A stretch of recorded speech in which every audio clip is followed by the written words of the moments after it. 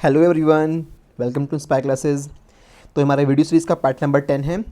इस चैप्टर में हमने हम लोगों ने 9 लेक्चर्स पूरे कर लिए हैं और ऑलमोस्ट जितनी भी चीज़ें थी इस चैप्टर के अंदर मैंने आपको सारी कवर करा दी हैं। यहाँ पे हम लोग अब इस 10th लेक्चर के अंदर जो इंपॉर्टेंट कुछ क्वेश्चंस हमारे रह गए थे, लाइक ग्राफ के ऊपर बेस्ड जो कुछ इंपॉर्टेंट क्वेश्चन हैं या कुछ और एनसीईआरटी एग्जाम्पलर के जो अच्छे क्वेश्चन हैं वो आपको मैं इस पार्ट में कवर करा दूंगा और इसके बाद ये चैप्टर पूरी तरह से हमारा फिनिश हो जाएगा। और वैसे ऑलमोस्ट सारा हो ही चुका है, क्योंकि लास्ट क्लास जब आप लोगों ने करी थी तो उसमें यूनिफॉर्म सर्कुलर मोशन के बारे में हम लोगों ने पढ़ा था, तो टॉपिक वाइज तो पूरा हो चुका। तो इस चैप्टर में कुछ और इंपॉर्टेंट क्वेश्चंस हैं वो आपको आज कवर करा दूंगा। ठीक है, चलो शुरू करते हैं। सबसे पहली बात आती है इस ग्राफ के ऊपर। हमसे वेलोसिटी टाइम ग्राफ ड्रॉ कराया जाएगा और डिस्प्लेसमेंट टाइम ग्राफ ड्रॉ कराया जाएगा। किस सिचुएशन का? एक पत्थर था, एक स्टोन था, उसको हमने वर्टिकली अपवर्ड्स ऊपर की तरफ फेंका और फिर वो वापस नीचे की तरफ आया मैक्सिमम हाइट अटेन करने के बाद। देखो कुछ इस तरह से हम लोगों ने यहाँ से कोई हमारे पास स्टोन था, उसको यू वेलोसिटी से ऊपर की तरफ फेंका होगा, समझते रहे ना। धीरे धीरे ये पत्थर ऊपर की तरफ जाते गया और इस पर्टिकुलर पॉइंट पे पहुंचने के बाद उसकी वेलोसिटी कितनी हो गई? 0 हो गई। ठीक है, कितनी हाइट पहुंची? ये सपोज h हाइट की ऊंचाई पे जा पाया ये। अब उसके बाद ये वापस नीचे की तरफ टर्न होगा, तो मैं थोड़ा पाथ साइड में करके बना देता हूँ। अब उसके बाद वापस ये नीचे की तरफ गिरना शुरू होगा, नीचे गिरते गिरते गिरते गिरते लास्ट में वापस यहाँ पे आ जाएगा। और जब ये यहाँ पे आ रहा होगा तो उस पॉइंट पे इसकी वेलोसिटी कितनी होगी? वो u होगी। जितनी वेलोसिटी से इसको फेंका गया था तो वापस रिटर्निंग के टाइम पर भी उसकी वेलोसिटी उतनी ही होगी। ठीक है, सपोज जाने में टाइमिंग की बात कर लेते हैं। जाने में इसने t टाइम स्पेंड किया होगा तो वापस आने में भी कितना टाइम लगेगा? t time. हमें अच्छे से पता है कि time of ascending is equal to time of descending. जितना टाइम नीचे से किसी पर्टिकुलर हाइट तक जाने में लगता है उतना ही टाइम वहाँ से वापस नीचे आने में लगता है। ठीक है, अब मैं टाइम और इस हाइट को कैलकुलेट कर लेता हूँ, पहले मेरे काम आ जाएगी। तो मैंने इक्वेशन ऑफ मोशन लगाया, v इज इक्वल्स टू, देखो मैं कौन सी मोशन की कंसिडरेशन कर रहा हूँ, मैं ये वाली मोशन को कंसिडर कर रहा हूँ, नीचे से ऊपर की तरफ मोशन a टू b। ठीक है, तो इस a टू b वाली मोशन की बात कर रहे हैं, तो जो नीचे से ऊपर की तरफ फेंकूंगा तो ऑब्वियस सी बात है कि ऑब्जेक्ट की वेलोसिटी धीरे धीरे कम होती जाएगी, बाद में 0 हो जाएगी, यानी रिटार्डेशन होगा ऑब्जेक्ट के अंदर। तो इक्वेशन जब लगाऊंगा v is equal to u plus a t, तो यहाँ पे फाइनल वेलोसिटी कितनी है? 0 है। क्यों? पॉइंट बी पर पहुँचते पहुँचते वेलोसिटी 0 हो गई ना। अच्छा, इनिशियल वेलोसिटी u है, कोई दिक्कत नहीं है, प्लस ए की वैल्यू कितनी है? माइनस का है, माइनस का a माइनस का g लिख सकते हो, क्योंकि आपको पता होना चाहिए कि जब हम लोग नीचे से कोई चीज़ ऊपर की तरफ फेंकते हैं या ऊपर से कोई चीज़ नीचे की तरफ फेंकते हैं तो वहाँ पे एक्सेलरेशन किसके इक्वल होता है? एक्सेलरेशन g के, स्मॉल g के इक्वल होता है, यानी ग्रेविटी की वजह से एक्सेलरेशन वहाँ पे लगता है। तो इसलिए a की जगह पे माइनस g लिखा जाएगा। माइनस क्यों? क्योंकि नीचे से ऊपर की तरफ फेंका है, दैट्स वाई माइनस। टाइम की वैल्यू कितनी है? t, तो मैं gt को उधर ले आया, प्लस में हो गया, तो gt is equal to u। तो टाइम कितना आ गया? टाइम आ गया u अपॉन जी, यानी कि नीचे से ऊपर तक जाने में u अपॉन जी का टाइम लगेगा, यहाँ से यहाँ तक आने में। तो यहाँ से वापस आने में भी इतना टाइम लगेगा, तो u अपॉन जी ऊपर जाने में लगा टाइम, u अपॉन जी नीचे आने में लगा टाइम, यानी टोटल टाइम हो गया पूरा 2u अपॉन जी। ज़रूरत पड़ेगी तो उसको मैं यूज़ कर लूँगा। ठीक है, इतनी बात समझ में आ गई। अच्छा, अब अगर डिस्प्लेसमेंट की बात आएगी तो डिस्प्लेसमेंट कैसे निकालूंगा उसको भी आगे निकाल के दिखाऊंगा। सबसे पहले वेलोसिटी टाइम ग्राफ ड्रॉ कर लेते हैं। इसका क्या कैसे ड्रॉ करेंगे? डीपीएस वाले बच्चों के एग्जाम में लास्ट ईयर का पेपर में जब क्वेश्चन आया था वो ये आया था, डिस्प्लेसमेंट टाइम ग्राफ उनसे ड्रॉ करवाया था। और वेलोसिटी टाइम ग्राफ के बारे में जो क्वेश्चन है आपके एनसीईआरटी एग्जाम्पलर में दे रखा है, इसलिए दोनों ही पार्ट अपने आप में इंपॉर्टेंट हैं। जनरली एक ही चीज़ पूछी जाएगी तुमसे, या तो वेलोसिटी टाइम ग्राफ पूछा जाएगा या डिस्प्लेसमेंट टाइम ग्राफ पूछा जाएगा। फिर भी मैं आपको दोनों की दोनों चीज़ें बता रहा हूँ।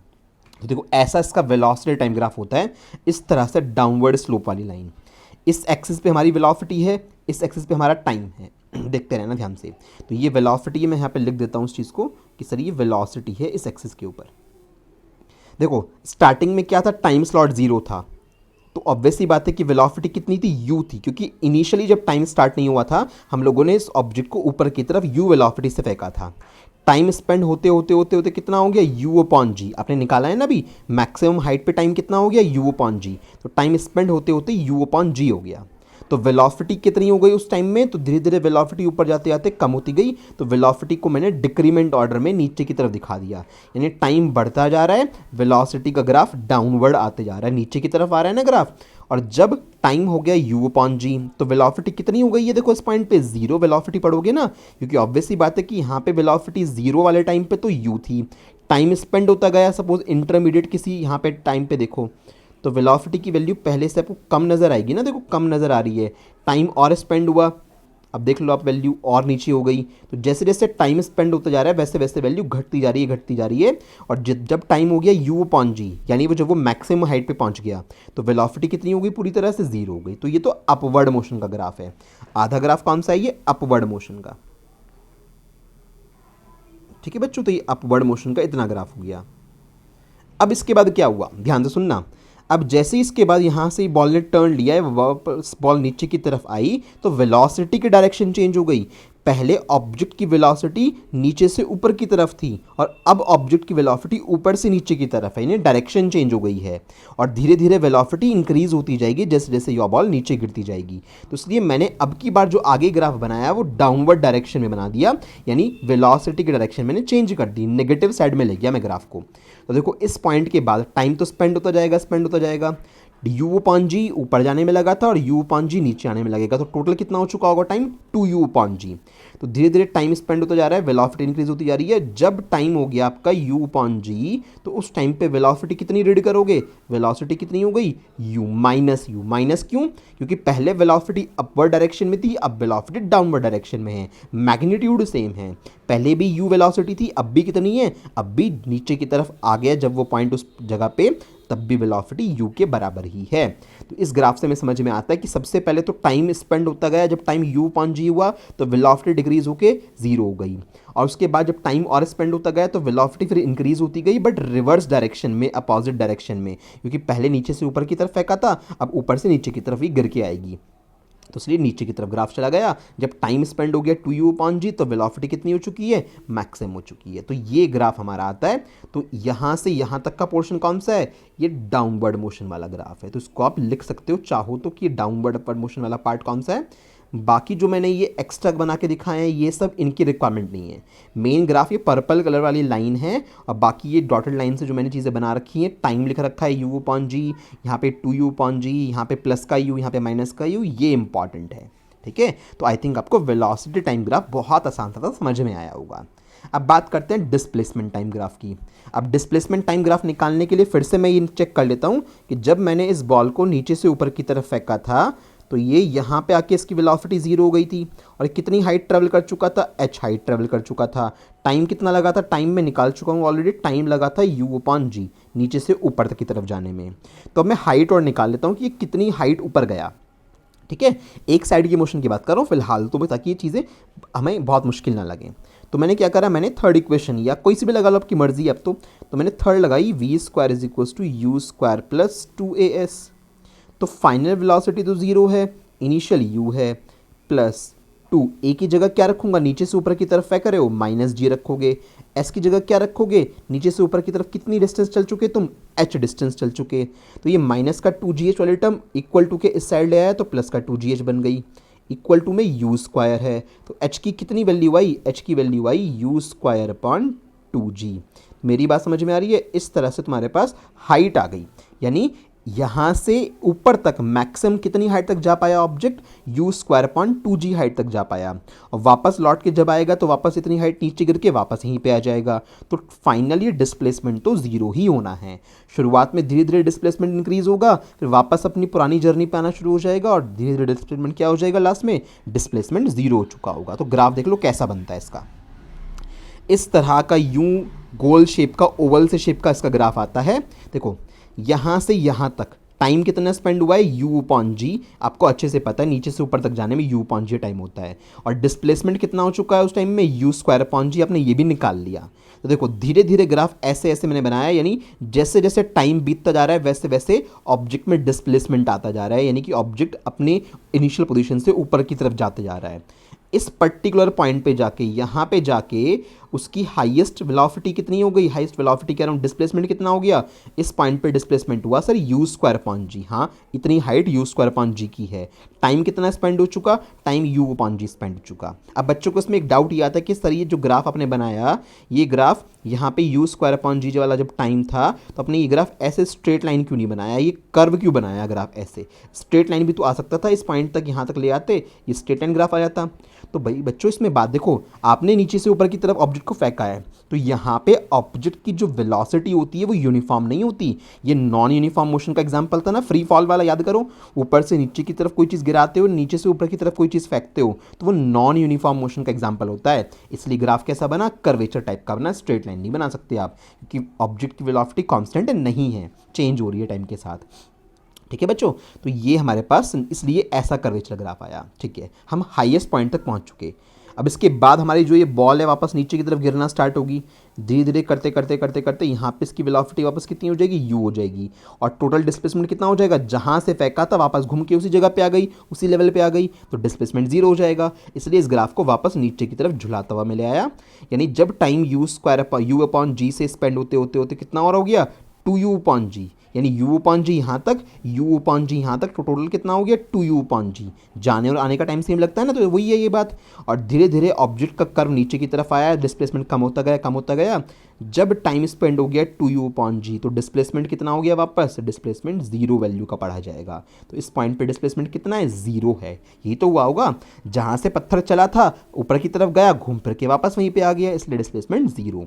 तो ये वाला क्वेश्चन डीपीएस में पूछा गया था पिछले साल के पेपर में ही। ठीक है, तो बच्चों आपको आना चाहिए अच्छे से बनाना, ये कैलकुलेशन भी कर लेना साइड में। और ये डिस्प्लेसमेंट वाला ग्राफ हो गया। ऐसे ही वेलोसिटी टाइम ग्राफ हम लोगों ने बनाया था।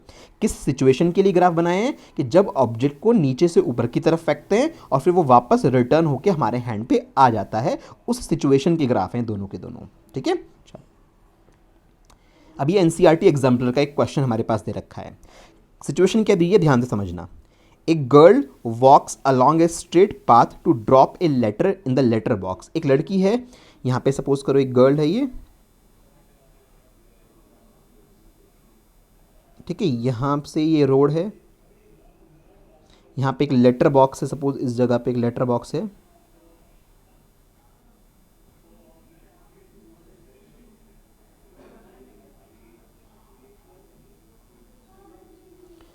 ठीक है, ये लेटर बॉक्स है, एलबी बना देता हूँ शॉर्ट में। अभी लड़की यहाँ से चल के जाती है, यहाँ से चल के जाती है और लेटर बॉक्स में लेटर डालती है और वापस अपने घर की तरफ पहुँच जाती है, ऐसा बोल रखा है। अब देखो इसने क्या बोला है, जब ये टाइम स्लॉट, ग्राफ में ध्यान से पढ़ना, जब टाइम जीरो से स्टार्ट हुआ, धीरे धीरे टाइम स्पेंड होते होते 50 सेकंड का हो गया, तो उसका डिस्प्लेसमेंट कितना हुआ, 100 मीटर का हुआ। यानी कि ये जो डिस्टेंस है वो 100 मीटर की है। यानी 50 सेकंड लगे इस लड़की को यहाँ से लेटर बॉक्स तक जाने में, और फिर वापस लौट के आई धीरे धीरे, तो वापस टाइम कितना हो गया, 50 से 100 सेकंड हो गया, डिस्प्लेसमेंट जीरो। यानी पहले यहाँ से चल के यहाँ पे गई, फिर वापस लौट के आई, तो डिस्प्लेसमेंट तो जीरो हो गया, जहाँ से चली थी वहीं पे आ गई। टाइम कितना हुआ, टाइम हुआ इसके पास टोटल 50 सेकंड जाने का, 50 सेकंड वापस आने का, तो 100 सेकंड का टाइम हो गया। ठीक है, डिस्प्लेसमेंट टाइम ग्राफ दे रखा है, हमें इसका वेलोसिटी टाइम ग्राफ बताना है। अब देखो सोचो ध्यान से, शुरू के 50 सेकंड में वो कितना चली, 100 मीटर चली। रफली समझना, 50 सेकंड में वो लड़की 100 मीटर चलती है, तो हर एक सेकंड में वो लड़की कितना चलती है, 100/50, यानी कितना चलती है, 2 मीटर चलती है। यानी एक सेकंड में वो लड़की 2 मीटर चलती है, तो उसकी वेलोसिटी कितनी हो गई, 2 मीटर पर सेकंड हो गई, नहीं हो गई। एक सेकंड में जितनी डिस्टेंस कवर करते हो उसकी तो स्पीड वेलोसिटी बोलते हो, तो यहाँ पे इसकी वेलोसिटी 2 मीटर पर सेकंड की हो गई। तो अब इस ग्राफ को मैं ड्रॉ करने वाला हूँ वेलोसिटी टाइम ग्राफ में। कांस्टेंट वेलोसिटी तो जा रही है वो, भाई कांस्टेंट वेलोसिटी से लेटर बॉक्स की तरफ गई, उसी वेलोसिटी से वापस आई। बस ध्यान ये रखना है कि जब चल के गई थी लड़की, तब इसकी वेलोसिटी की डायरेक्शन थी ऐसे, जो कितनी हमने निकाली है, 2 मीटर पर सेकंड निकाली है। और जब ये लड़की वापस लौट के आएगी, सपोज लेटर बॉक्स तक पहुंच चुकी यहाँ से, अब ये वापस लौट के वापस जाने वाली है अपने घर पे, तो उस सिचुएशन में यहाँ पे इसकी वेलोसिटी कितनी आएगी, यहाँ पे इसकी वेलोसिटी आएगी 2 मीटर पर सेकंड, बट डायरेक्शन कैसी है, पहले से रिवर्स है। पहले ये टूवर्ड्स राइट साइड जा रही थी, अब टूवर्ड्स लेफ्ट साइड जा रही है। यानी ग्राफ में हमें डायरेक्शन का ध्यान रखना पड़ेगा। हमें अच्छे से पता है कि वेलोसिटी टाइम ग्राफ में डायरेक्शन जब नेगेटिव करनी होती है तो हम कहाँ पे लेके जाते हैं ग्राफ को, आपको पढ़ाया था अच्छे से अभी अभी। तो ये टाइम है, ये वेलोसिटी यहाँ पे हो जाएगी बच्चों, देखते रहना, कुछ दिक्कत नहीं है इस ग्राफ में।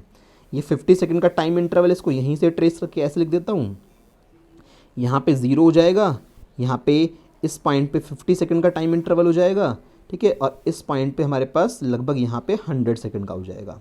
ठीक है, समझते रहना ध्यान से।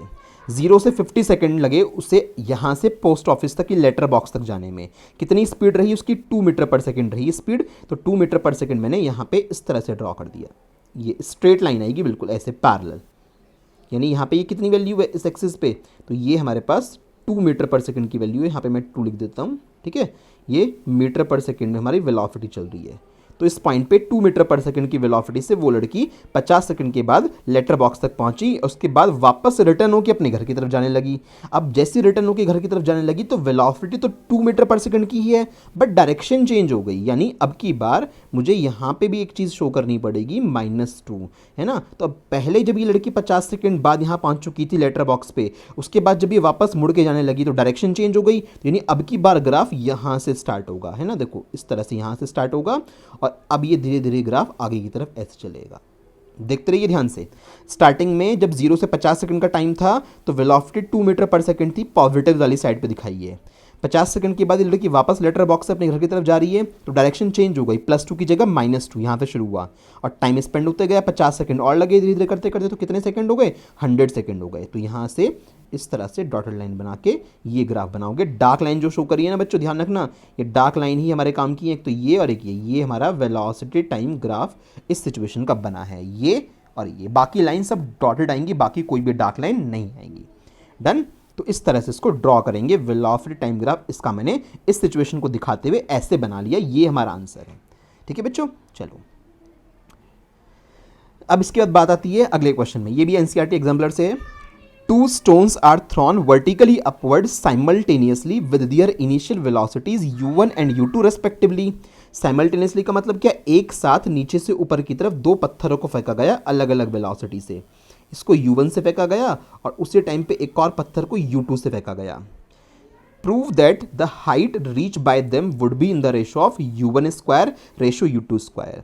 आपको ये प्रूव करना है कि जो हाइट पे गए होंगे, सपोज ये वाला पत्थर इस हाइट तक गया, ये हाइट कितनी है, h1 है, और ये वाला पत्थर जिस हाइट तक गया ये यहाँ तक गया और ये हाइट सपोज करो h2 है, ठीक है। तो ये दोनों हाइट का जो रेशो आएगा, h1 h2 का रेशो आएगा, वो u1 square upon u2 square आएगा, इनकी वेलोसिटी के रेशो के स्क्वायर के बराबर आएगा। इन्होंने और क्या बोला है, अपवर्ड एक्सेलरेशन को -g लेके चलना। हमें पता है अच्छे से, नीचे से ऊपर की तरफ जब किसी चीज़ को फेंकते हैं तो होता क्या है कि धीरे धीरे वेलोसिटी डिक्रीज होती जाती है, और डाउनवर्ड एक्सेलरेशन को +g लेना है। यहाँ तो ऊपर की तरफ फेंकी गई हैं चीज़ें, तो यानी यहाँ पे एक्सेलरेशन कौन सा यूज़ किया जाएगा, a = -g वाला यूज़ किया जाएगा दोनों ही केसेस में, क्योंकि दोनों ही पत्थरों को नीचे से ऊपर की तरफ फेंका गया है। अब सॉल्यूशन कैसे करोगे, एक एक करके दोनों इक्वेशन के लिए, दोनों स्टोन के लिए इक्वेशन लगा लो। फॉर स्टोन 1, पहले स्टोन के लिए देखो, नीचे से ऊपर की तरफ फेंका गया है तो ऊपर जाने के बाद तो वेलोसिटी 0 ही होने वाली है, इस वाले में भी और इस वाले में भी, ठीक है। टाइम का यहाँ पे कोई पंगा पता नहीं है, तो ऐसी इक्वेशन लगाना जिसमें टाइम ना आता हो। तो कौन सी इक्वेशन है जिसमें टाइम नहीं आता, थर्ड वाली, v² = u² + 2as। Final velocity 0, initial u1 square +2, a की जगह क्या बोल रहा है, -g, क्योंकि नीचे से ऊपर की तरफ फेंक रहे हो तो वेलोसिटी टाइम के साथ डिक्रीज होती जाएगी, यानी रिटार्डिंग है, रिटार्डेशन है यहाँ पे। s की जगह पे कितना, h1। अब इस 2g h1 को यहाँ पे ले आओगे तो प्लस में हो जाएगा, 2g h1 प्लस में हो गया, = u1 स्क्वायर। तो यहाँ से h1 की क्या वैल्यू आ गई, h1 की वैल्यू आ गई u1 स्क्वायर अपॉन 2g। ये बन गई एक इक्वेशन मेरी। डन, कोई दिक्कत तो नहीं है। अच्छा, अब इसी तरह से सेकेंड स्टोन की बात करूँ, फॉर स्टोन 2, तो स्टोन 2 के लिए भी ऐसी इक्वेशन लगाएंगे, सब कुछ ये चलेगा। तो वहाँ पे h2 क्या आ जाएगा, डायरेक्ट स्टोन 2 के लिए h2 आएगा u2 स्क्वायर अपॉन 2g। यहाँ पे h की जगह, h1 की जगह h2, u1 की जगह u2, दो इक्वेशन बन गई, दोनों को डिवाइड कर दो। तो इक्वेशन 1/2, आपसे रेशो ही तो पूछा था, डिवाइड कर दिया, h1/h2 = u1 square upon 2g और यहाँ पे u2 square upon 2g। 2g से 2g कैंसिल हो गया तो h1/h2 कितना आया, h1/h2 आया u1 square ratio u2 square. आ गया नहीं आ गया हमारा आंसर इस तरह से। तो हमें ऐसे इस तरह के क्वेश्चनों को सॉल्व करना होता है, बड़े आराम से सॉल्व हो गया। दोनों सिचुएशन के लिए हमने इक्वेशन ऑफ मोशन लगाई, h1 h2 निकाले, जस्ट दोनों को डिवाइड कर दिया, we get our answer. Done, okay. Next में अभी ग्राफ वाले कुछ क्वेश्चन। यहाँ पे एक ऐसा ग्राफ बना के दे रखा है, वेलोसिटी टाइम ग्राफ दे रखा है, ठीक है। स्ट्रेट लाइन पे ऑब्जेक्ट मूव कर रहा है उसके लिए बना के दे रखा है। हमें डिस्टेंस निकालनी है यहाँ पे कितनी कवर हुई है 0 से 5 सेकंड के दौरान और 0 से 10 सेकंड के टाइम पे। तो 0 से 5 सेकंड पे कितने डिस्टेंस और 0 से 10 सेकंड पे कितनी डिस्टेंस। अच्छा, यहाँ पे डिस्टेंस की जगह डिस्प्लेसमेंट वर्ड भी होता है ना, तब भी आंसर सेम आता। क्यों? क्योंकि ये पूरा का पूरा ग्राफ पॉजिटिव साइड पे बना हुआ है, नीचे की साइड पे नहीं बना हुआ। ध्यान रखना, मैं ऐसा क्वेश्चन कराऊंगा आगे। अगर ग्राफ पॉजिटिव साइड में भी है और नेगेटिव साइड में भी है तब डिस्टेंस और डिस्प्लेसमेंट के आंसर अलग अलग आएंगे। बट अगर सारा का सारा ग्राफ पॉजिटिव साइड पे, ऊपर की साइड पे ही बना हुआ है, तो जो डिस्टेंस का आंसर आएगा वही डिस्प्लेसमेंट का आएगा। ठीक है, तो ये ध्यान रखिएगा, अगर ग्राफ पॉजिटिव नेगेटिव साइड दोनों पे है तो डिस्टेंस डिस्प्लेसमेंट के आंसर डिफरेंट आएंगे। तो यहाँ पे तो चाहे वो डिस्प्लेसमेंट भी पूछता कोई फर्क नहीं पड़ता, वही आंसर आता। अब मुझे याद आना चाहिए कि वेलोसिटी टाइम ग्राफ के अंडर में जो एरिया होता है उसी से मुझे मेरा डिस्टेंस या डिस्प्लेसमेंट मिलेगा। तो जब वो बात कर रहा है 0 से 5 सेकंड के टाइम की, तो मैं कौन सा एरिया निकालूंगा 0 से 5 सेकंड के टाइम में? ये वाला एरिया निकालूंगा। तो अगर मैं ये एरिया निकाल पाया यहाँ तक का, तो मेरे पास क्या आ जाएगा? डिस्टेंस का वर्ड आ जाएगा। और ये जो एरिया है वो एक ट्रेपेजियम का एरिया है। तो बस बात बन गई। फर्स्ट वाले पार्ट को जब सॉल्व करूँगा तो क्या लिखूँगा कि जो डिस्टेंस मेरे को मिलेगी यहाँ पे, डिस्टेंस वो कैसे मिलेगी? Area under VT graph. VT graph के अंडर में जो एरिया है उसे निकाल के मिलेगी, क्योंकि यहाँ पे तो डिस्टेंस भी सेम होगी और डिस्प्लेसमेंट भी सेम होगा। अब ये एरिया कैसे निकलेगा? ट्रेपेजियम की एरिया से half into sum of parallel sides into height. Parallel sides इस ट्रेपेजियम में कौन सी? एक तो ये है ए बी और एक ये है 0 से लेके 5 वाली। एक तो ये वाली साइड है और एक ये वाली साइड है। अब ये वाली साइड की लेंथ कितनी नज़र आ रही है? यहाँ से लेके यहाँ तक कितनी लेंथ होगी? 5 प्लस ये तो एक पैरेलल साइड हो गई, दूसरी पैरेलल साइड ये वाली है, इसकी लेंथ कितनी होगी? 2 से 5 के बीच में कितना गैप है? 3 का गैप है, तो ये 3 वैल्यू की हो गई। इनटू हाइट, इन दोनों पैरेलल लाइन के बीच में जो ये परपेंडिकुलर डिस्टेंस है इसको हाइट बोलते हैं। मतलब एक पैरेलल लाइन ये हो गई, दूसरी पैरेलल लाइन ये हो गई, इनके बीच में जो ये परपेंडिकुलर डिस्टेंस होता है इसको क्या बोलते हैं? हाइट बोलते हैं। तो ये है कितनी? ये 20 वैल्यू की है। तो इनटू में कितना आ गया? 20 आ गया। सॉल्व करो, 2 से ये 10 टाइम्स कट हो गया, 5 और 3 8 होता है, 8 10 जा 80। तो 80 मीटर की हमारे पास डिस्टेंस आ गई, नो इशू। फिर क्या पूछा है? 0 से 10 सेकंड की भी बात कर दी उसने, तो कोई दिक्कत नहीं है। 0 से 10 सेकंड की बात कर दी तो सारा का सारा एरिया निकाल लेंगे जितना भी है। तो अब की बार भैया सारा का सारा एरिया निकाल लो, तो जो सेकंड वाला पार्ट है वो भी सॉल्व हो जाएगा। तो सेकंड वाला जो पार्ट है उसे सॉल्व करने के लिए डिस्टेंस फिर से निकालनी है, तो वही से लिखोगे एरिया अंडर वीटी ग्राफ। तो वीटी ग्राफ के अंडर में जो एरिया है उसी से हमारा डिस्टेंस निकल जाएगा। तो फिर से हाफ इंटू, तो ये जो डिस्टेंस आएगी this distance would be half into sum of parallel sides into height. अब देखो यहाँ पे हाइट तो हुई है 20 वाली, ठीक है, हाइट तो रख देते हैं 20। सम ऑफ पैरेलल साइड्स, एक पैरेलल लाइन तो कौन सी है? ये 0 से लेकर 10 वाली, और दूसरी कौन सी है? वही ए बी वाली। तो ए बी कितना है? ए बी 2 से 5 के बीच में, यानी 3 का गैप है। ए बी तो 3 लेंथ का हो गया, 3 यूनिट्स का, और ये कितने यूनिट का हो गया? 10 का हो गया। तो एक 10 का एक 3 का है, तो 10 + 3। यहाँ से सॉल्व करोगे तो 2 से ये 10 टाइम्स कट जाएगा, तो 10 और 3 13 हो गया, 13 10 जा 130, तो 130 मीटर की डिस्टेंस आ गई आराम से। तो 10 सेकंड के टाइम में 130 मीटर और शुरू के 5 सेकंड के टाइम में 80 मीटर। तो इस तरह से ग्राफ से डिस्टेंस निकालने में कोई इशू नहीं होना चाहिए अब आपको। अच्छा, अब ग्राफ थोड़ा एडवांस लेवल का लेते हैं। ऐसे वाला ग्राफ आया तो क्या करूँगा? अब देखो इसमें कुछ चीज़ पॉजिटिव साइड भी है, कुछ चीज़ नेगेटिव साइड भी है। तो अब यहाँ पे डिस्टेंस और डिस्प्लेसमेंट दोनों पूछी हैं शुरू के 6 सेकंड के इंटरवल में, यानी यहाँ तक। तो अब ध्यान रखना पड़ेगा, दोनों के आंसर डिफरेंट आएंगे। वही वेलोसिटी टाइम ग्राफ दे रखा है, तो अब क्या करोगे? देखो कोई टेंशन नहीं है इसमें भी। आप सपोज ये वाले एरिया को A1 मान लो, ये वाले एरिया को A2 मान लो, ये वाले एरिया को A3 मान लो। देखना, अब जब बात आएगी सबसे पहले डिस्टेंस की, तो डिस्टेंस जब भी आएगी कुछ भी माइनस नहीं करना, सब कुछ प्लस होगा। यानी कि जब बात आएगी डिस्टेंस कैलकुलेट करने की, तो डिस्टेंस कैलकुलेट करते वक्त जितने भी एरिया हैं वो सारे एरिया डायरेक्टली ऐड होंगे। जो एरिया माइनस वाली साइड पे था ना ये A2, इसको भी माइनस नहीं करना है, क्योंकि डिस्टेंस तो कभी नेगेटिव होती नहीं है। तो सबको आपको ऐड ही करना है सिर्फ। अब ये वाला बॉक्स वाला एरिया निकाल लो A1। A1 का एरिया कितना आएगा? 4 लेंथ तो ये वाली है 4 यूनिट की, और ये लेंथ कितनी है? 2 यूनिट की ये है। तो A1 आ जाएगा 4 × 2, ठीक है, प्लस A2 निकाल लो। A2 ये लेंथ कितनी है? 2 से 4 के बीच में कितना गैप होता है? 2 का गैप होता है। और ये वाली लेंथ कितनी है? 2 है। माइनस मत यूज़ करना क्योंकि सब कुछ पॉजिटिव लेके चलना है। तो 2 लेंथ, 2 से लेके 4 तक ये लेंथ 2 आएगी, 4 मत लिख देना गलती से। तो 2 लेंथ ये और 2 लेंथ ये, तो 2 × 2 हो गया है ना, क्योंकि ये हमारे नॉर्मली रेक्टेंगल ही बन रहे हैं। प्लस A3, A3 देखो, A3 कितना है 4 से लेके 6, 2 लेंथ तो ये और 2 लेंथ ये, तो ऐसे ही ये आ गया।